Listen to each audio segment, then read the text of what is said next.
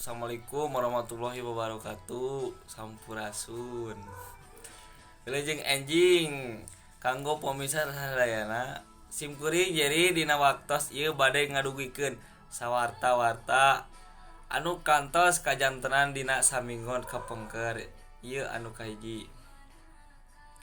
Kareta anjlok nomor KA 2473 Rut mengarai bukit dari Lumangsung di antara stasiun Mengarai. Rebo genep 4/2019 sekitar jam 5-an akibat sejumlah perjalanan ganggu kereta relatif Bogor ka Tanah Abang jeung Jatinegara. Kitu oge sabalikna pikeun sementara waktu ieu teu bisa dilakukeun. Kareta relatif Bogor jeung Bekasi nuju ka Jakarta sebagian ngan ukur bisa dioperasikeun tepi Mengarai jeung sebagian tetep bisa dilanjutkeun perjalanan nepi ka Jakarta kota.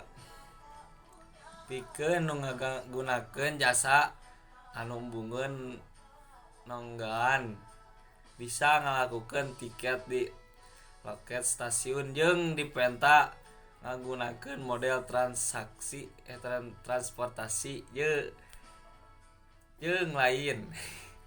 Ceuk Humas PT KCJ Eva Charunisa ngaliwatan katenangan nu diterima tim redaksi koran Radar Bogor. Manehana oge mentan penumpang memperhatikeun kasalamatan sawang-sawangna jeung deui henteu maksa naek kareta lamun geus pinuh mangga didawagoan kareta anu salanjutna ceuk Eva. Rupina sakitu warta anu parantos tiasa didugikeun kusimkuring kapayuneun pemirsa sadayana. Mugi ieu warta janten mengapat kanggo pemirsa sadayana. Wilujeng tepang deui dina waktos anu kapayun. Hatur nuhun. Waalaikumsalam.